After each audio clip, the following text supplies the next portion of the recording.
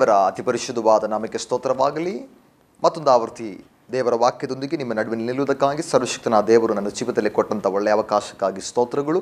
ಸತ್ಯವೇದ ಶಾಲೆ ಎನ್ನುವಂಥ ಕಾರ್ಯಕ್ರಮದ ಮೂಲಕವಾಗಿ ತಿರುಗೊಂದು ಆವರ್ತಿ ದೇವರ ನಾಮದಲ್ಲಿ ಬರುವುದಕ್ಕಾಗಿ ದೇವರು ಕೊಟ್ಟಂಥ ಕೃಪೆಗಾಗಿ ಸ್ತೋತ್ರ.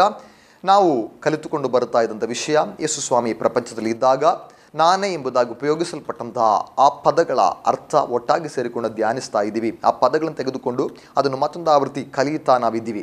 ಇವತ್ತು ಅದರ ಕೊನೆಯ ಪದಕ್ಕೆ ನಾವುಗಳು ಬರ್ತಾ ಇದ್ದೇವೆ. ಕಳೆದ ದಿವಸ 6 ವಿಷಯಗಳ ಕುರಿತಾಗಿ ನಾವು ಕಲಿತೇವೆ. ಇವತ್ತು 7ನೇ ವಿಷಯ, ಅದರ ಕೊನೆಯ ವಿಷಯಕ್ಕೆ ನಾವು ಬರ್ತಾ ಇದ್ದೇವೆ. ಯೇಸು ಸ್ವಾಮಿ ಆತನು ಹೇಳಿರುವಂಥ ಕೊನೆಯ ಪದ, ಯೇಸು ಸ್ವಾಮಿ ಹೇಳಿದಂಥ ಪದ ಯೋಹಾನನ ಬರೆದ ಸುವಾರ್ತೆ 15ನೇ ಅಧ್ಯಾಯ ಅದರ 1ನೇ ವಾಕ್ಯ. ಯೋಹಾನನ ಬರೆದ ಸುವಾರ್ತೆ 15ನೇ ಅಧ್ಯಾಯ ಅದರ 1ನೇ ವಾಕ್ಯ. 1ನೇ ವಾಕ್ಯ ನಾನು ನಿಮಗೋಸ್ಕರವಾಗಿ ಓದುತ್ತಾ ಇದ್ದೇನೆ. ನಾನೇ ನಿಜವಾದ ದ್ರಾಕ್ಷಾಬಳ್ಳಿ. ಯೇಸು ಸ್ವಾಮಿ ಹೇಳಿದಂಥ ಪದ, ನಾನೇ ನಿಜವಾದ ದ್ರಾಕ್ಷಾಬಳ್ಳಿ, ನನ್ನ ತಂದೆ ತೋಟಗಾರನು. ಈ ಪದ ಯೇಸು ಸ್ವಾಮಿ ಹೇಳುವಾಗ ನಾವು ಆತನೊಂದಿಗೆ ಸೇರಿ ಕೆಲಸ ಮಾಡಬೇಕು, ಅಥವಾ ನಾವು ಆತನೊಂದಿಗೆ ಸೇರಿ ಫಲ ಕೊಡಬೇಕು, ನಾವು ಆತನೊಂದಿಗೆ ಸೇರಿ ಇರಬೇಕೆಂಬುದಾಗಿ ತಾನು ಬಯಸಿಕೊಂಡು ಈ ವಾಕ್ಯವನ್ನು ಹೇಳ್ತಾ ಇದ್ದಾನೆ. ಅದರ ಕೆಳಗಿರುವಂಥ ಪದಗಳೆಲ್ಲ ಧ್ಯಾನಿಸಿಕೊಂಡು ಬರುವಾಗ ಯೇಸು ಸ್ವಾಮಿಯ ಜೊತೆಯಲ್ಲಿ ಸೇರಿ ನಾವು ಫಲ ಕೊಡುವಂಥ ವ್ಯಕ್ತಿಗಳಾಗಿ ಮಾರ್ಪಡಬೇಕು. ಅದೇ ಯೇಸು ಸ್ವಾಮಿ ನಮ್ಮಿಂದ ಬಯಸುವಂಥದ್ದು. ನಮ್ಮ ಮೂಲಕ ಈ ಫಲ ಹೊರಗಡೆ ಬರಲ್ಪಡಬೇಕು. ಪ್ರತಿ ದಿವಸಗಳು ನಮ್ಮಿಂದ ದೈವಿಕವಾದ ಫಲಗಳು ಹೊರಡಲ್ಪಡಬೇಕು ಎಂಬುದಾಗಿ ಯೇಸು ಇಚ್ಛೆಪಡುತ್ತದೆ. ಬನ್ನಿ ಆ ವಿಷಯವನ್ನು ಒಟ್ಟಾಗಿ ಕಲಿಯೋಣ. ಪುನಃ ಆ ವಾಕ್ಯವನ್ನು ಓದ್ತಾ ಇದ್ದೇನೆ. ನಾನೇ ನಿಜವಾದ ದ್ರಾಕ್ಷಾಬಳ್ಳಿ, ನನ್ನ ತಂದೆ ತೋಟಗಾರನು. ನನ್ನಲ್ಲಿ ಇದ್ದುಕೊಂಡು ಫಲ ಕೊಡದಿರುವಂಥ ಪ್ರತಿಯೊಂದು ಕೊಂಬೆಯನ್ನು ಆತನು ತೆಗೆದು ಹಾಕುತ್ತಾನೆ. ಯೇಸು ಸ್ವಾಮಿಯ ಜೊತೆಯಲ್ಲಿ ಇದ್ದುಕೊಂಡು ನಾನು ಯೇಸುವಿನ ವ್ಯಕ್ತಿ, ನಾನು ಯೇಸು ಸ್ವಾಮಿ ಹಿಂಬಾಲಿಸುವಂಥ ವ್ಯಕ್ತಿ ಎಂಬುದಾಗಿ ಹೇಳಿ ನಮ್ಮಿಂದ ದೈವಿಕವಾದ ಫಲಗಳು ಹೊರಡದೇ ಇದ್ದರೆ, ಅಲ್ಲಿ ವಾಕ್ಯ ಹೇಳ್ತಾ ಇದೆ, ಅದನ್ನು ಕಿತ್ತು ಆತನು ಬಿಸಾಡಿ ಬಿಡುತ್ತಾನೆ. ಯೇಸು ಸ್ವಾಮಿ ಹಿಂಬಾಲಿಸುವಂಥವ, ಯೇಸು ಸ್ವಾಮಿ ಶಿಷ್ಯನೆಂಬುದಾಗಿ ಹೇಳಿಕೊಂಡರೆ ಖಂಡಿತವಾಗಲೂ ನಾವು ಯೇಸುವಿನದಾಗಿರುವಂಥ ಫಲಗಳು ಕೊಡಲೇಬೇಕಾಗುತ್ತೆ. ಆತ್ಮಿಕವಾದ ಫಲ ನಮ್ಮಲ್ಲಿ ಉಂಟಾಗಬೇಕು. ಆತ್ಮಿಕವಾದ ಫಲಗಳು ನಮ್ಮಲ್ಲಿ ಬರುವಾಗ ನಮ್ಮ ಶಾರೀರಿಕವಾಗಿರುವಂಥ ಫಲಗಳು ದೂರವಾಗಲ್ಪಡುತ್ತೆ. ಆತ್ಮಿಕವಾದ ಫಲಗಳು ನಾವು ಕೊಡುವಂಥ ವ್ಯಕ್ತಿಗಳು ನಾವುಗಳಾಗಿರಬೇಕೆಂಬುದಾಗಿ ಸ್ವಾಮಿ ಹೇಳ್ತಾರೆ. ಒಂದು ವೇಳೆ ನಮ್ಮಿಂದ ಆತ್ಮಿಕವಾದ ಫಲಗಳು ಕೊಡಲಿಕ್ಕೆ ಆಗ್ತಾ ಇಲ್ಲ, ನಮ್ಮಿಂದ ಒಳ್ಳೆಯ ಫಲಗಳು ಬರ್ತಾ ಇಲ್ಲ ಎಂಬುದಾಗಿದ್ದರೆ ಖಂಡಿತವಾಗಲೂ ಆ ಕೊಂಬೆಯನ್ನು ಆತನು ಕಡಿದು ಬಿಸಾಡಿ ಬಿಡುತ್ತಾನೆ ಎಂಬುದಾಗಿ ಅಲ್ಲಿ ಬರೆಯಲ್ಪಟ್ಟಿದೆ. ಒಂದು ಉದಾಹರಣೆಯನ್ನು ನೋಡೋಣ. ಲೂಕನ ಬರೆದ ಸುವಾರ್ತೆ 13ನೇ ಅಧ್ಯಾಯ ಅದರ 6ನೇ ವಾಕ್ಯದಿಂದ ಯೇಸು ಸ್ವಾಮಿ ಒಂದು ಸಾಮ್ಯವನ್ನು ಹೇಳುತ್ತಾನೆ. ಲೂಕನ ಬರೆದ ಸುವಾರ್ತೆ 13ನೇ ಅಧ್ಯಾಯ 6ನೇ ವಾಕ್ಯದಿಂದ, ಇಲ್ಲಿ ಒಂದು ದ್ರಾಕ್ಷಾ ತೋಟದಲ್ಲಿ ಯೇಸು ಸ್ವಾಮಿ ಒಂದು ಅಂಜೂರದ ಗಿಡವನ್ನು ನಡುತ್ತಾ ಇದ್ದಾನೆ. ದ್ರಾಕ್ಷಾ ತೋಟ ಅದು, ಆದರೆ ಅಂಜೂರದ ಗಿಡವನ್ನು ಅಲ್ಲಿ ನಡುತ್ತೆ. ನಾನೊಂದು ಉದಾಹರಣೆಗೋಸ್ಕರವಾಗಿ ಮಾತ್ರ ಅದನ್ನು ಎತ್ತಿ ಹೇಳ್ತಾ ಇದ್ದೇನೆ. ಯೇಸು ಸ್ವಾಮಿ ಒಂದು ದ್ರಾಕ್ಷಾ ತೋಟದಲ್ಲಿ ಒಂದು ಅಂಜೂರದ ಗಿಡವನ್ನು ನಟ್ಟ. ಆತನು ಒಂದು ಸಾಮ್ಯವನ್ನು ಹೇಳಿದನು. ಅದೇನೆಂದರೆ, ಒಬ್ಬನೊಬ್ಬ ತನ್ನ ದ್ರಾಕ್ಷಿಯ ತೋಟದಲ್ಲಿ ಒಂದು ಅಂಜೂರದ ಗಿಡವನ್ನು ನೆಡೆಸಿದನು. ತರುವಾಯ ಅದರಲ್ಲಿ ಹಣ್ಣನ್ನು ಹುಡುಕುತ್ತಾ ಬಂದನು. ಹಣ್ಣು ಬರುವಂಥ ಕಾಲವಾದಾಗ ಯೇಸು ಸ್ವಾಮಿ ಅಂಜೂರದ ಮರದ ಕೆಳಗೆ ಅದರ ಫ್ರೂಟ್ ಅದನ್ನು ನೋಡಲಿಕ್ಕೆ, ಹಣ್ಣನ್ನು ನೋಡಲಿಕ್ಕೋಸ್ಕರವಾಗಿ ಬಂದ. ಆದರೆ ಯಾವಾಗ ಆ ಯಜಮಾನ ಅದರ ಹಣ್ಣನ್ನು ನೋಡಲಿಕ್ಕಾಗಿ ಬಂದನೋ ಅವನಿಗೆ ಹಣ್ಣು ಸಿಗಲೇ ಇಲ್ಲ. ಅಲ್ಲಿ ನೋಡ್ರಿ, ಹಣ್ಣನ್ನು ಹುಡುಕುತ್ತಾ ಬಂದನು, ಸಿಕ್ಕಲಿಲ್ಲ. ಬಳಿಕ ಅವನು ತೋಟಗಾರನಿಗೆ, ನೋಡು, ನಾನು 3 ವರ್ಷದಿಂದ ಈ ಅಂಜೂರದ ಮರದ ಹಣ್ಣನ್ನು ಹುಡುಕುತ್ತಾ ಬರ್ತಾ ಇದ್ದೀನಿ. ಬರಲಿಕ್ಕೆ ಪ್ರಾರಂಭಿಸಿ ಕೆಲವು ಸಮಯಗಳಾಯಿತು. ನಾನು ಬರುವುದರ ಉದ್ದೇಶ ಏನಾದರೂ ಒಂದು ಫಲ ಇದರೊಳಗೆ ಕಾಣುತ್ತೆ. ಪ್ರತಿ ಸಾರಿ ಬರುವಾಗಲೂ ನನ್ನ ನೆನೆಸಿಕೊಂಡು ಬಂದಂಥದ್ದು ಏನಾದರೂ ಒಂದು ಫಲ ಇದರ ಒಳಗಡೆ ಇರುತ್ತದೆ ಎಂಬುದಾಗಿ. ಆದರೆ ಬಂದಂಥ ಸಮಯದಲ್ಲಿ ಎಲ್ಲ 3 ವರ್ಷಗಳಾಗಿ ಬರುವಂಥ ಸಮಯದಲ್ಲೆಲ್ಲ ಬೇಸರಪಡಿಸಿದಂಥ ಒಂದು ಸಂಭವ ಅಂತ ಹೇಳಿದ್ರೆ ಅದರ ಒಳಗೆ ಹಣ್ಣು ಇರಲೇ ಇಲ್ಲ. ಇವತ್ತು ದೇವರ ಮಕ್ಕಳೇ, ನಮ್ಮನ್ನು ಒಂದು ತೋಟದ ಒಳಗಡೆ ನಮ್ಮ ನೆಟ್ಟಿರುವಾಗ ತಾನು ದ್ರಾಕ್ಷಾಬಳ್ಳಿಯಾಗಿ ನಾವು ಕೊಂಬೆಗಳಾಗಿ ಮಾರ್ಪಟ್ಟಾಗ ಇವತ್ತು ದೇವರು ನಮ್ಮ ಮೂಲಕವಾಗಿ ಬಯಸುವಂಥದ್ದು ನಮ್ಮಿಂದ ಪ್ರತಿ ವರ್ಷ ಹೊಸ ಫಲಗಳು ಹೊರಹೊಮ್ಮಬೇಕೆಂಬುದಾಗಿ. ಪ್ರತಿ ವರ್ಷ ಆತನು ಬಂದು ನೋಡ್ತಾ ಇದ್ದಾನೆ, ನಮ್ಮಿಂದ ಎಷ್ಟರ ಮಟ್ಟಿಗೆ ಫಲ ಕೊಡಲಿಕ್ಕೆ ಆಗುತ್ತಾ ಎಂಬುದಾಗಿ ಆತನು ನೋಡ್ತಾ ಇದ್ದಾನೆ. ಮುಂದುವರಿಸಿ, 3 ವರ್ಷಗಳಿಂದ ಈ ಅಂಜೂರದ ಮರದಲ್ಲಿ ಹಣ್ಣನ್ನು ಹುಡುಕುತ್ತಾ ಬಂದಿದ್ದೇನೆ, ಆದರೂ ನನಗೆ ಸಿಕ್ಕಲಿಲ್ಲ. ಅವಾಗ ಹೇಳುವಂಥ ಒಂದು ಪದ ಇದೆ, ಇದನ್ನು ಕಡಿದು ಹಾಕು. 3 ವರ್ಷ, ಸಾಧಾರಣ ಉದಾಹರಣೆಗೆ ಹೇಳ್ತೀನಿ, ನಾವು ನಮ್ಮ ಜಮೀನಲ್ಲಿ ನಮ್ಮ ಮನೆ ಹತ್ರ ಏನಾದರೂ ಒಂದು ಮರವನ್ನು ನೆಟ್ಟರೆ, ಮಾವಿನ ಮರವೋ ಹಲಸಿನ ಮರವೋ ಯಾವುದಾದ್ರೂ ಒಂದು ಮರವನ್ನು ನೆಟ್ಟರೆ ನಮ್ಮ ಉದ್ದೇಶ ಏನಾಗಿರುತ್ತೆ, ವರ್ಷಗಳು ಕಳೆದಾಗ ಅದರೊಳಗಿಂದ ಫಲ ಬರಬೇಕು. ಆದರೆ ವರ್ಷಗಳಾಯಿತು ನಾವು ನೆಟ್ಟು, ವರ್ಷಗಳು ಮುಂದಕ್ಕೆ ದಾಟಿ ಹೋಗ್ತಾ ಇದೆ. ಪ್ರತಿ ವರ್ಷ ಹಣ್ಣು ಕೊಡಬೇಕಾದ ಸಮಯದಲ್ಲಿ ಆ ಮರದ ಕೆಳಗೆ ಹೋಗಿ ನೋಡುತ್ತೀವಿ, ಒಂದು ಕಾಯಿ ಕೂಡ ಬಂದಿಲ್ಲ. ನಾವೇನು ಮಾಡ್ತೀವಿ, ನಾವು ಸಾಧಾರಣ ಮನುಷ್ಯರಾಗಿರುವಂಥ ನಾವೇ ಆಲೋಚನೆ ಮಾಡಿ ಅದನ್ನು ಕಡಿದು ಬಿಸಾಡ್ತೀವಿ. ಯಾಕೆಂತ ಹೇಳಿದ್ರೆ ಆ ಮರ ಅಲ್ಲಿ ಬೆಳೆಯುವಂಥದ್ದು ವ್ಯರ್ಥ. ಆ ಮರ ನೆಟ್ಟದಕ್ಕಿರುವಂಥ ಉದ್ದೇಶ ಫಲ ಕೊಡಬೇಕೆಂಬುದಾಗಿ. ಆ ಫಲ ಬರದೇ ಇದ್ದರೆ ನಾವೇನು ಮಾಡ್ತೀವಿ, ಅದನ್ನು ಕಡಿದು ಬಿಸಾಡೋಕ್ಕಾಗಿ ಹೋಗ್ತೀವಿ. ದೇವರು ಅದೇ ರೀತಿ ನಮ್ಮನ್ನು ಈ ಪ್ರಪಂಚದಲ್ಲಿ ಇಟ್ಟಿರುವಂಥ ಉದ್ದೇಶ ಕ್ರಿಸ್ತನಿಗೋಸ್ಕರ ನಾವು ಅಂದರೆ ಒಳ್ಳೆಯ ಫಲ ಕೊಡುವಂಥ ವ್ಯಕ್ತಿಗಳು ನಾವಾಗಿರಬೇಕು. ಆದರೆ ಯಾವಾಗ ನಮ್ಮೊಳಗೆ ಫಲ ಇಲ್ವೋ, ಇಲ್ಲಿ ನೋಡ್ರಿ, ಈ ಅಂಜೂರದ ಮರದ ಕೆಳಗಡೆ ಬಂದು ಅದರಲ್ಲಿ ಫಲ ಇಲ್ಲದೆ ಇರುವಾಗ ಯಜಮಾನ ಹೇಳುವಂಥ ಒಂದು ಪದ ಇದೆ, ಅದನ್ನು ಕಡಿದು ಹಾಕು. ನಂತರದ ಪದ, ಇದರಿಂದ ಭೂಮಿ ಯಾಕೆ ಬಂಜಿ ಆಗಬೇಕು? ಈ ಮರವನ್ನು ಸಾಕಿ ಯಾಕೆ ಭೂಮಿ ಬಂಜಿ ಆಗಿರಬೇಕು? ಯಾಕೆ ವೇಸ್ಟ್ ಆಗಿ ಅದನ್ನು ಬೆಳೆಸಬೇಕು? ಒಂದು ಫಲ ಕೊಡದೇ ಇರುವಂಥ ಮರ ಯಾಕೆ ನಾನು ಅದನ್ನು ಉಳಿಸಬೇಕು ಎಂದು ಹೇಳಿದನು. ಆದರೆ ತೋಟಗಾರ ಬಂದ್ಬಿಟ್ಟು, ಅಯ್ಯ, ಆ ತೋಟಗಾರನ ಕರುಣೆ ನೋಡ್ರಿ, ಅಯ್ಯ 3 ವರ್ಷ ನೀನು ಕಾದಿದ್ಯಲ್ಲ, ನಾನು ಇದರ ಸುತ್ತಲೂ ಅಗಿದು ಮತ್ತೊಂದು ಸಾರಿ ಗೊಬ್ಬರ ಹಾಕ್ತೇನೆ, ಮುಂದೆ ಹಣ್ಣು ಬಿಟ್ಟರೆ ಸರಿ, 1 ವರ್ಷ ಕೂಡ ನಾವು ನೋಡೋಣ, ಇನ್ನೊಂದು ಚಾನ್ಸ್ ಕೂಡ ಕೊಟ್ಟು ನೋಡುವ, ಅದರ ಬುಡನೆಲ್ಲ ನಾನೊಂದು ಸಾರಿ ಅಗಿತ ಮಾಡಿ ಅದಕ್ಕೆ ಬೇಕಾದ ಗೊಬ್ಬರ ಹಾಕಿ ಅದನ್ನು ಚೆನ್ನಾಗಿ ಬೆಳೆಸೋಕೆ ಒಂದು ಸಾರಿ ನಾನು ಪ್ರಯತ್ನ ಮಾಡ್ತೀನಿ, ಇನ್ನೊಂದು ಸಾರಿ ಮಾಡ್ತೀನಿ. ಮುಂದಿನ ವರ್ಷ ಒಂದು ವೇಳೆ ಅದು ಫಲ ಕೊಟ್ಟಿತು, ಒಂದು ವೇಳೆ ಮುಂದಿನ ವರ್ಷ ಅದು ಫಲ ಕಾಯಿಸಿ ಫಲ ಅದರಿಂದ ನಮಗೆ ಸಿಗಬಹುದು ಎಂಬುದಾಗಿ ಆ ತೋಟಗಾರ ಬಂದುಬಿಟ್ಟು ರಿಕ್ವೆಸ್ಟ್ ಮಾಡ್ತಾ ಇದ್ದಾನೆ.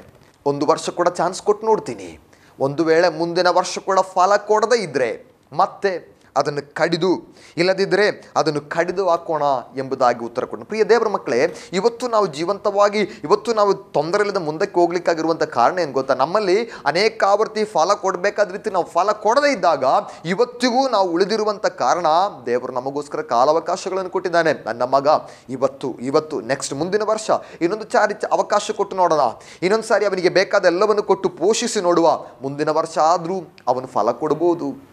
ಅನೇಕ ವರ್ಷಗಳಿಂದ ದೇವರು ಇದನ್ನೇ ನಮಗೆ ಚಾನ್ಸ್ ಕೊಡ್ತಾ ಇದ್ದಾನೆ. ನಾವು ಆ ಚಾನ್ಸನ್ನು ಮಿಸ್ಯೂಸ್ ಮಾಡಬಾರ್ದು, ಅದನ್ನು ವ್ಯರ್ಥ ಮಾಡಿಕೊಳ್ಬಾರ್ದು. ಈ ದಿವಸ ನಾವು ಫಲ ಕೊಡುವಂಥವರಾಗಿ ಮಾರ್ಪಡೋಣ. ನಮ್ಮನ್ನು ನೆಟ್ಟಂಥ ಉದ್ದೇಶ, ಈ ಪ್ರಪಂಚದಲ್ಲಿ ನಾವಿರುವಂಥ ಉದ್ದೇಶ, ನಾವು ಫಲ ಕೊಡುವಂಥವರಾಗಿ ಮಾರ್ಪಡೋಣ. ಮುಂದಿನ ವಾಕ್ಯ ಅಲ್ಲಿ ಕಾಣ್ತಾ ಇರುವಂಥದ್ದು ಯೋಹಾನನ ಬರೆದ ಸುವಾರ್ತೆ 15ನೇ ಅಧ್ಯಾಯ, ಆ ತೆಗೆದಂಥ ವಾಕ್ಯದ ಮುಂದೆ ಓದಿಕೊಂಡು ಬರೋಣ. ಫಲ ಕೊಡುವ ಪ್ರತಿಯೊಂದು ಕೊಂಬೆಯನ್ನು ಹೆಚ್ಚು ಫಲ ಕೊಡುವ ಹಾಗೆ ನಾನು ಅದನ್ನೇನು ಮಾಡ್ತೀನಿ, ಶುದ್ಧೀಕರಿಸ್ತೀನಿ. ದ್ರಾಕ್ಷಾ ತೋಟಗಳಿರುವಂಥ ಸ್ಥಳಕ್ಕೆ ನೀವು ಹೋಗಿ ನೋಡಿ, ಅಲ್ಲಿ ಕಾಣುವಂಥ ಒಂದು ವಿಷಯ, ಒಂದು ಸಾರಿ ಆ ಫಲವನ್ನು ಕೊಟ್ಟ ಮೇಲೆ ಅನೇಕ ರೆಂಬೆಗಳು ಆ ಕಡೆ ಈ ಕಡೆ ಎಲ್ಲ ಚಿಕ್ಕ ರೆಂಬೆಗಳು ಬಂದಿರುತ್ತೆ. ಈ ತೋಟಗಾರ ಈ ಫಲವನ್ನೆಲ್ಲ ಕೊಯ್ದ ಮೇಲೆ ಬರ್ತಾನೆ. ಫಲ ಕೊಯ್ದ ಮೇಲೆ ಬಂದ್ಬಿಟ್ಟು ಒಂದು ಚಿಕ್ಕ ಕತ್ತರಿಯನ್ನು ತೆಗೆದುಕೊಂಡು ಬಂದು ಎಲ್ಲವನ್ನು ಕಟ್ ಮಾಡಿ ಹಾಕ್ತಾನೆ. ಶುದ್ಧೀಕರಿಸ್ಬೇಕು ಅದನ್ನು. ಮುಂದಿನ ವರ್ಷ ಅಧಿಕ ಫಲ ಸಿಗಬೇಕಾದ್ರೆ ಏನು ಮಾಡಬೇಕು? ಅದು ಶುದ್ಧೀಕರಿಸಲ್ಪಡಬೇಕು.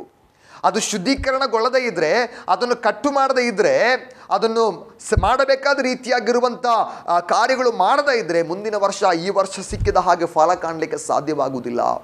ಅಲ್ಲಿ ಬರೆಯಲ್ಪಟ್ಟಂಥ ವಿಷಯ, ಪ್ರತಿಯೊಂದು ಕೊಂಬೆಯನ್ನು ಹೆಚ್ಚು ಫಲ ಕೊಡುವಾಗ ಅದನ್ನು ಶುದ್ಧಿ ಮಾಡ್ತಾನೆ. ಇದನ್ನು ಕತ್ತರಿಸುವಾಗ ಸ್ವಲ್ಪ ನೋವುಂಟಾಗುತ್ತೆ, ಅದರಲ್ಲಿ ಬೇಡದೇ ಇರುವಂಥ ಭಾಗವನ್ನು ಕತ್ತರಿಸಿ ಎಸೆಯುವಾಗ ಸ್ವಲ್ಪ ನೋವುಂಟಾಗುತ್ತೆ. ಒಂದು ವೇಳೆ ದ್ರಾಕ್ಷಾ ಕೊಂಬೆಗಳು ಕೇಳ್ಬೋದು, ಅಯ್ಯೋ ಕಳೆದ ವರ್ಷ ನಾನು ಒಳ್ಳೆ ಫಲ ಕೊಟ್ಟೇ ಅಲ್ಲ, ಮತ್ತೆ ಯಾಕೆ ನಾನು ಕತ್ತರಿಸ್ತಾ ಇದ್ದೀರಾ?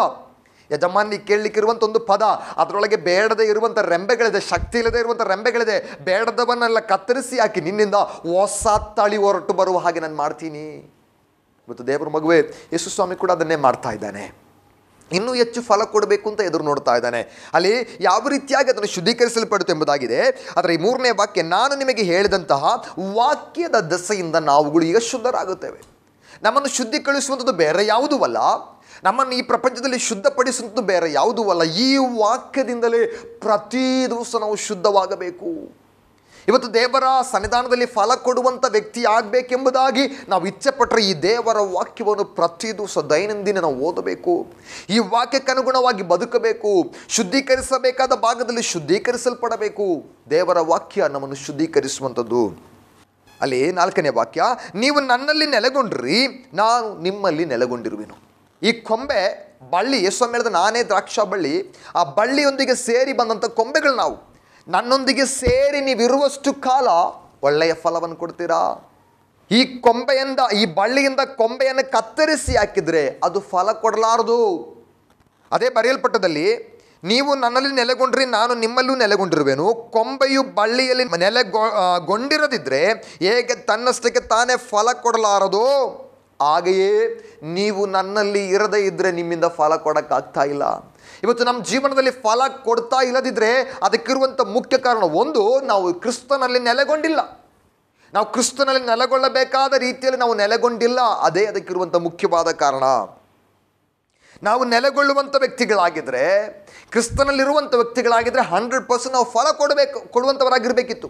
ಒಂದು, ನಾವು ಕ್ರಿಸ್ತನಲ್ಲಿ ನೆಲೆಗೊಂಡಿರಲಿಲ್ಲ. 2, ವಾಕ್ಯದಕ್ಕನುಸಾರವಾಗಿ ನಮ್ಮನ್ನು ಶುದ್ಧಿ ಮಾಡಿಲ್ಲ. 2 ಭಾಗ ಇವತ್ತು ದೇವರ ವಾಕ್ಯದಿಂದ ನಾವು ಕಲಿಬೇಕು. ಪ್ರತಿ ದಿವಸ ನಾವು ಕ್ರಿಸ್ತನಲ್ಲಿ ನೆಲೆಗೊಳ್ಳಬೇಕು. ಅದೇ ರೀತಿ ಈ ದೇವರ ವಾಕ್ಯದಿಂದ ನಾವು ಶುದ್ಧವಾಗಲ್ಪಡಬೇಕು. ಮುಂದೆ, ನಾನು ದ್ರಾಕ್ಷ ಬಳ್ಳಿ, ನೀವು ಕೊಂಬೆಗಳು. ಒಬ್ಬನು ನನ್ನಲ್ಲಿಯೂ ನಾನು ಅವನಲ್ಲಿಯೂ ನೆಲೆಗೊಂಡಿದ್ರೆ ಅವನೇ ಬಹಳ ಫಲ ಕೊಡುವೆನು. ನೀವು ನನ್ನನ್ನು ಬಿಟ್ಟು ಏನು ಮಾಡಲಿಕ್ಕಾಗುವುದಿಲ್ಲ. ನಮ್ಮ ಸ್ವಂತ ಇಷ್ಟ ಪ್ರಕಾರ, ನಮ್ಮ ಸ್ವಂತ ಅನುಭವ ಪ್ರಕಾರವಾಗಿ ಯಾವುದನ್ನು ಮಾಡಲಿಕ್ಕೆ ಸಾಧ್ಯವಿಲ್ಲ. ಯೇಸು ಹೇಳುವಂಥ ಪದ, ನೀವು ನನ್ನನ್ನು ಬಿಟ್ಟು ಏನೂ ಮಾಡೋಕ್ಕಾಗಲ್ಲ. ನಿಮ್ಮಿಂದ ಫಲ ಹೊರಗಡೆ ಬರಬೇಕಾ? ಕ್ರಿಸ್ತನು ನಿಮ್ಮೊಳಗೆ ಬರಬೇಕು. ನಿಮ್ಮೊಳಗಿಂದ ಒಳ್ಳೆ ಕಾರ್ಯಗಳು ಹೊರಗಡೆ ಬರಬೇಕಾ? ಕ್ರಿಸ್ತನು ನಿಮ್ಮೊಳಗಿರಬೇಕು. ಆ ನಮ್ಮೊಳಗಿಂದ ಕೆಟ್ಟ ಕಾರ್ಯಗಳು ಬರ್ತಾ ಇದ್ರೆ ಅರ್ಥ ಮಾಡಿಕೊಳ್ಳಿ, ನಮ್ಮೊಳಗಡೆ ಕ್ರಿಸ್ತನು ಇಲ್ಲ. ಪ್ರಿಯ ದೇವರ ಮಕ್ಕಳೇ, ಇದು ಸಹ ಬಹಳ ಜಾಗೃತಿಯುಳ್ಳವರಾಗಿ ನಾವು ಇರೋಣ. ಮುಂದೆ, ಯಾವನು ನನ್ನಲ್ಲಿ ನೆಲೆಗೊಂಡಿರುವುದಿಲ್ಲವೋ ಅವನು ಆ ಕೊಂಬೆಯನ್ನು ಹೊರಕ್ಕೆ ಬಿಸಾಡುವನು. ಬಿಸಾಡಲ್ಪಟ್ಟು ಅದು ಒಣಗಿ ಹೋಗುತ್ತೆ.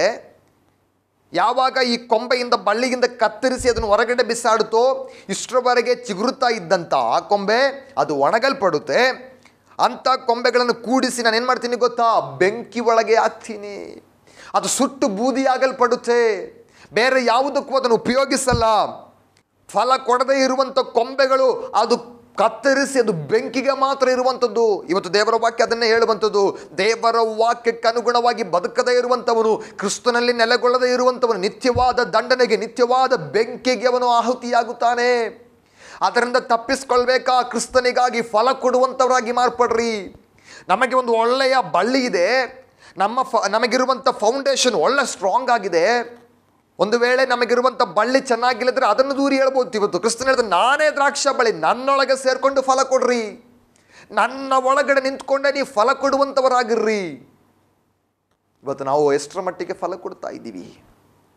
ಅದರ 7ನೇ ವಾಕ್ಯ, ನೀವು ನನ್ನಲ್ಲಿಯೂ ನನ್ನ ವಾಕ್ಯಗಳು ನಿಮ್ಮಲ್ಲಿಯೂ ನೆಲೆಗೊಂಡಿದ್ರೆ ಏನು ಬೇಕಾದರೂ ಬೇಡಿಕೊಳ್ಳ್ರಿ, ಅದು ನಿಮಗೆ ದೊರೆಯುವುದು. ನೀವು ಬಹಳ ಫಲ ಕೊಡುವುದರಿಂದಲೇ ನನ್ನ ತಂದೆಗೆ ಮಹಿಮೆ ಉಂಟಾಗುವುದು. ಯಾಕೆ ಫಲ ಕೊಡಬೇಕು? ತಂದೆಯಾದ ದೇವನಿಗೆ ಮಹಿಮೆ ಸಲ್ಲಿಸುವುದಕ್ಕಾಗಿ. ಪ್ರಿಯ ದೇವರ ಮಕ್ಕಳೇ, ಬಹಳ ಬಹಳ ಅರ್ಥಗಳಿರುವಂಥ ಒಂದು ವಾಕ್ಯ ಯೇಸು ಸ್ವಾಮಿ ಕೊನೆಯದಾಗಿ ಹೇಳಿದ, ನಾನೇ ದ್ರಾಕ್ಷ ಬಳ್ಳಿ, ನೀವುಗಳು ಕೊಂಬೆಗಳಾಗಿದ್ದೀರಾ. ಪ್ರತಿ ದಿವಸ ಒಂದೊಂದು ದಿವಸ ನಾವು ನೂತನ ಫಲ ಕೊಡುವಂಥವರಾಗಿರಬೇಕು. ಯೆಶಾಯ ಪ್ರವಾದನ ಪುಸ್ತಕ 5ನೇ ಅಧ್ಯಾಯಕ್ಕೆ ಬರುವಾಗ ಅಲ್ಲಿ ಒಬ್ಬ ತೋಟಗಾರನ ಕುರಿತಾಗಿ ಬರೆಯಲ್ಪಟ್ಟಿದೆ. ಆ ತೋಟಗಾರನ ಆ ಚರಿತ್ರೆ, ಅದು ದ್ರಾಕ್ಷ ತೋಟವಾಗಿದ್ದ ಕಾರಣ ನಾನು ಬೇಗನೆ ಅದನ್ನು ಉದಾಹರಣೆಯಾಗಿ ಎತ್ತಿ ಹೇಳಿ ಮುಗಿಸ್ತಾ ಇದ್ದೇನೆ. ಆ ಭಾಗ 5ನೇ ಅಧ್ಯಾಯಕ್ಕೆ ಬರುವಾಗ, ನನ್ನ ಯಜಮಾನಿಗೆ ಸಾರವತ್ತವಾಗಿರುವಂಥ ಗುಡ್ಡದ ಮೇಲೆ ಒಂದು ತೋಟವಿತ್ತು. ಆ ಭೂಮಿಯನ್ನು ತೆಗೆದುಕೊಂಡ, ಅದನ್ನು ಅಗೆತ ಮಾಡಿದ, ಬಹಳಷ್ಟು ಕ್ರಯ ಕೊಟ್ಟು ಆ ತೋಟವನ್ನು ತೆಗೆದುಕೊಂಡ. ತೋಟ ತೆಗೆದುಕೊಳ್ಳುವಾಗ ತನಗಿದ್ದಂಥ ಉದ್ದೇಶ, ನಾನು ಇದರಲ್ಲಿ ಪೂರ್ತಿ ದ್ರಾಕ್ಷಾ ತೋಟವನ್ನು ನಡಬೇಕು, ಇದೊಂದು ಒಳ್ಳೆಯ ತೋಟವಾಗಿ ಮಾರ್ಪಡಬೇಕು. ಅವನೇನು ಮಾಡಿದ? ಅದಕ್ಕೆ ಅನುಗುಣವಾಗಿ ಆ ತೋಟವನ್ನು ಚೆನ್ನಾಗಿ ಅಗೆತ ಮಾಡಿದ. ಅಗತ್ಯ ಮಾಡಿದಾಗ ಅನೇಕ ಕಲ್ಲುಗಳಿದ್ವು, ಅನೇಕ ಬೇಡದ ಕಶ್ಮಲಗಳಿದ್ವು, ಬೇಡದೇ ಇರುವಂಥ ಅನೇಕ ಕಾರ್ಯಗಳಿದ್ವು. ಈ ಅಗತ್ಯ ಮಾಡುವಂಥ ಈ ಯಜಮಾನ ಇದನ್ನೆಲ್ಲ ಎತ್ತಿ ಬಿಸಾಡಿದ.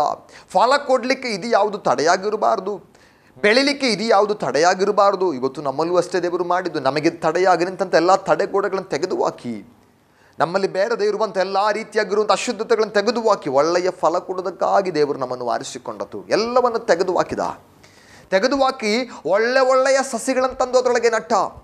ಒಳ್ಳೆಯ ಗೆಲ್ಲುಗಳನ್ನು, ಒಳ್ಳೆಯ ಸಸಿಗಳನ್ನು ತಂದು ಕ್ರಯ ಕೊಟ್ಟು ತಂದು ಅವನ ತೋಟದ ಒಳಗಡೆ ನೆಟ್ಟು ಬಹಳ ಅದಕ್ಕೆ ಬೇಕಾಗಿರುವಂಥ ಬೇಲಿಯನ್ನು ಹಾಕಿದ, ಅದಕ್ಕೆ ಬೇಕಾಗಿರುವಂಥ ಎಲ್ಲ ಕಾರ್ಯಗಳನ್ನು ಮಾಡಿದ. ಮಧ್ಯದಲ್ಲಿ ಒಂದು ಬುರುಜನ್ನು ಕಟ್ಟಿದ, ಅದಕ್ಕೆ ಬೇಕಾಗಿರುವಂಥ ಎಲ್ಲ ಕಾರ್ಯ ಮಾಡಿದ. ಅದು ಫಲ ಬಂದಾಗ ಕೊಯ್ದಿಡಲಿಕ್ಕೆ ಬೇಕಾಗಿರುವಂಥ ಕಾರ್ಯಗಳನ್ನು ಮಾಡಿದ. ಏನೇನು ಕಷ್ಟಪಡಬೇಕು ಅದನ್ನೆಲ್ಲ ಮಾಡಿದ. ಇವಾಗ ಆತನ ಎದುರು ನೋಡುತ್ತಾ ಕೂತ್ಕೊಂಡಿದ್ದಾನೆ. ಇವತ್ತು ಹಣ್ಣು ಬರುತ್ತೆ, ನಾಳೆ ಹಣ್ಣು ಬರುತ್ತೆ, ಕಾಯುವಾಯಿತು. ಅದು ನೋಡೋಕ್ಕೆ ತುಂಬ ಚೆನ್ನಾಗಿತ್ತು. ಅಯ್ಯೋ, ನಾನು ಕಷ್ಟಪಟ್ಟಿದ್ರೆ ಫಲ ಬಂತಲ್ಲ ಎಂಬುದಾಗಿ ಕೂಡ ನೋಡಿ ಆಯಿತು. ಆದರೆ ಅದು ಕೊಯ್ಲಿನ ಸಮಯಕ್ಕೆ ಬಂತು. ಅವನು ಹೋಗಿ ಅದನ್ನು ಕೊಯ್ದು ತೆಗೆದುಕೊಂಡ. ತಿಂದು ನೋಡಿದಾಗ ಬಾಯಿಗೆ ಇಡಲಿಕ್ಕೆ ಆಗುವಂಥದ್ದಲ್ಲ. ಯಾಕಂತ ಹೇಳಿದ್ರೆ ಒಳ್ಳೆಯ ಹಣ್ಣು ಬರುತ್ತದೆ ಎಂಬುದಾಗಿ ನಾನು ಕಾಯ್ತಾ ಇದ್ದೆ. ಆದರೆ ಅದು ಕೊಟ್ಟದ್ದು ಹೊಲಸು ಹಣ್ಣನ್ನು. ಮತ್ತು ದೇವರ ಮಕ್ಕಳೇ, ಕ್ರಿಸ್ತನ ನಮಗೋಸ್ಕರವಾಗಿ ಮಾಡಬೇಕಾದ ಎಲ್ಲ ಕಾರ್ಯಗಳು ಮಾಡಿ ನಮ್ಮಿಂದ ಒಳ್ಳೆಯ ಫಲಗಳನ್ನು ಎದುರು ನೋಡುತ್ತಾ ಇರುವಾಗ ನಾವು ಕೊಡ್ತಾ ಇರುವಂಥ ಫಲಗಳು ಯಾವ ರೀತಿ ಎಂಬುದಾಗಿ ಒಂದು ಸಾರಿ ವಿಚಾರ ಮಾಡಿ ನೋಡ್ರಿ. ತಕ್ಷಣ ಯಜಮಾನ ಹೇಳುವಂಥ ಒಂದು ಪದ ಇದೆ, ನಾನು ಇಷ್ಟು ದಿವಸ ಇದಕ್ಕೆ ಬೇಲಿ ಹಾಕಿ ಯಾವ ಅನ್ಯ ಮೃಗಗಳು ಒಳಗಡೆ ಬರಬಾರ್ದು, ಯಾರು ಇದರೊಳಗೆ ಪ್ರವೇಶ ಮಾಡಬಾರ್ದು ಎಂಬುದಾಗಿ ಹೇಳಿಕೊಂಡು ಅದರ ಸುತ್ತಲೂ ಬೇಲಿಯಲ್ಲಿ ಹಾಕಿ ಸಂರಕ್ಷಣೆ ಮಾಡ್ತಾ ಇದ್ನಲ್ಲ, ನಾನೇನು ಮಾಡ್ತೀನಿ ಗೊತ್ತಾ, ಹೋಗಿ ಆ ಬೇಲಿಯನ್ನು ಒಡೆದು ಹಾಕ್ತೇನೆ. ಆ ಬೇಲಿ ಒಡೆದು ಹಾಕಿದಾಗ ಹೊರಗಡೆ ಇರುವಂಥ ಅನ್ಯ ಮೃಗಗಳೆಲ್ಲ ಒಳಗಡೆ ಬರುತ್ತೆ. ಆ ತೋಟ ಇಷ್ಟರವರೆಗೆ ಕಾವಲಲ್ಲಿತ್ತು, ಆ ತೋಟಕ್ಕೆ ಇಷ್ಟು ದಿವಸ ಬಹಳ ಸಂರಕ್ಷಣೆ ಇತ್ತು, ಇವಾಗ ಎಲ್ಲ ಒಳಗಡೆ ಬಂದು ಹಾಳಾಗಿ ಹೋಯಿತು ಆ ತೋಟ. ಆಕಾಶಗಳಿಗೆ ಅಲ್ಲಿ ಮಳೆ ಬಾರದಾಗೆ ನಾನು ಆಜ್ಞಾಪನೆ ಮಾಡುತ್ತೇನೆ ಅಂದರೆ ಎಲ್ಲವೂ ಅಲ್ಲಿಗೆ ನಿಂತು ಹೋಯಿತು. ಬಹಳಷ್ಟು ಕಷ್ಟಪಟ್ಟು ಮಾಡಿದ್ದು. ಇವತ್ತು ಕೊನೆಗೆ ಅದನ್ನು ಹೇಳಿಬಿಟ್ಟು ಆ ವಾಕ್ಯ ಕೇಳುವಂಥ ಒಂದು ಪ್ರಶ್ನೆಯೇ, ಇದಕ್ಕಿಂತ ಇನ್ನೂ ಅಧಿಕವಾಗಿ ನಾನೇನು ಮಾಡಬೇಕು? ಒಬ್ಬ ತೋಟಗಾರನು ಮಾಡುವಂಥ ಎಲ್ಲ ಕಾರ್ಯಗಳನ್ನು ನಾನು ಮಾಡಿದೆ, ಇದಕ್ಕಿಂತಲೂ ಅಧಿಕವಾಗಿ ನಾನು ಇನ್ಯಾವುದನ್ನು ಮಾಡೋಕ್ಕಾಗುತ್ತೆ? ಇವತ್ತು ಯೇಸು ಸ್ವಾಮಿ ಮಾಡಬೇಕಾದೆಲ್ಲವನ್ನು ಮಾಡಿದ. ಈ ಪ್ರಪಂಚಕ್ಕೆ ಇಳಿದುಕೊಂಡು ಬಂದ ನಮಗೋಸ್ಕರವಾಗಿ ಶಿಲುಬೆಯಲ್ಲಿ ತನ್ನ ಪ್ರಾಣವನ್ನೇ ಕೊಟ್ಟ. ಅದಕ್ಕಿಂತಲೂ ಅಧಿಕವಾಗಿ ಇನ್ನೇನು ಮಾಡೋಕ್ಕಾಗುತ್ತೆ? ಇದನ್ನೆಲ್ಲ ಮಾಡಿದ್ರೆ ಹಿಂದೆ ಒಂದೇ ಒಂದು ಉದ್ದೇಶ, ನನ್ನ ಮಗ, ನನ್ನ ಮಗಳು, ನನ್ನ ಮಕ್ಕಳು ಒಳ್ಳೆಯ ಫಲವನ್ನು ಕೊಡಬೇಕು. ಇವತ್ತು ಯೇಸು ಸ್ವಾಮಿ ಎದುರು ನೋಡ್ತಾ ಇದ್ದಾನೆ ಪ್ರಿಯರೇ, ಒಳ್ಳೆ ಫಲಕ್ಕೋಸ್ಕರವಾಗಿ. ನಮ್ಮಿಂದ ಯಾವ ಫಲ ಹೊರಡ್ತಾ ಇದೆ, ನಮ್ಮ ಬಾಯಿಂದ ಬರುವಂಥ ಪದಗಳು ಯಾವ ರೀತಿಯಾಗಿದೆ, ನಾವು ಮಾತಾಡುವಂಥ ಶೈಲಿಗಳು ಯಾವ ರೀತಿಯಾಗಿದೆ, ನಮ್ಮ ಸ್ವಭಾವಗಳು ಯಾವ ರೀತಿಯಾಗಿದೆ, ಇವತ್ತೊಂದು ಸಾರಿ ನಾವು ಪರೀಕ್ಷೆ ಮಾಡಿ ನೋಡೋಣ. ಯೇಸು ಸ್ವಾಮಿ ಹೇಳ್ದ, ನಾನೇ ದ್ರಾಕ್ಷ ಬಳ್ಳಿ, ನೀವು ಕೊಂಬೆಗಳು, ನನ್ನ ತಂದೆ ತೋಟಗಾರನು. ನೀವು ನನ್ನಲ್ಲಿ ನೆಲೆ ನಿಂತ್ಕೊಂಡು ಬಳ್ಳಿಯೊಂದಿಗೆ ಸೇರಿ ಇರ್ರಿ, ಆಗ ಒಳ್ಳೆಯ ಫಲವನ್ನು ಕೊಡ್ತೀರಿ. ಯಾರ್ಯಾರು ಒಳ್ಳೆಯ ಫಲಗಳನ್ನು ಕೊಡುತ್ತಾರೋ ಅವರು ಇನ್ನೂ ಅಧಿಕವಾಗಿರುವಂಥ ಫಲವನ್ನು ಕೊಡುವುದಕ್ಕೋಸ್ಕರವಾಗಿ ಅದನ್ನು ನಾನು ಶುದ್ಧಿ ಮಾಡುತ್ತೇನೆ. ಯಾರು ನನ್ನೊಳಗಿದ್ದುಕೊಂಡು ಫಲವನ್ನು ಕೊಡಲಿಕ್ಕೆ ಆಗುವುದಿಲ್ಲವೋ, ಯಾರು ಫಲವನ್ನು ಕೊಡ್ತಾ ಇಲ್ವೋ ಅಂಥ ಕೊಂಬೆಗಳನ್ನು ನಾನು ಕತ್ತರಿಸಿ ಹಾಕುತ್ತೇನೆ. ಇವತ್ತು ದೇವರು ವಾಕ್ಯ ಡೈರೆಕ್ಟಾಗಿ ನಮ್ಮೊಂದಿಗೆ ಮಾತಾಡ್ತಾ ಇದೆ. ಎಷ್ಟರ ಮಟ್ಟಿಗೆ ಕ್ರಿಸ್ತನಲ್ಲಿದ್ದುಕೊಂಡು ಫಲ ಕೊಡಲಿಕ್ಕೆ ನಮ್ಮಿಂದ ಸಾಧ್ಯವಾಗುತ್ತೆ. ಒಂದು ವೇಳೆ ಕ್ರಿಸ್ತನಿಗಾಗಿ ಫಲ ಕೊಡಲಿಕ್ಕೆ ಸಾಧ್ಯವಾಗದೇ ಇದ್ದರೆ ನಾವು ಆ ಉರಿಯಲ್ಪಡುವಂಥ ಬೆಂಕಿಗೆ ಆಹುತಿಯಾಗಿ ಮಾರ್ಪಡುತ್ತೇವೆ.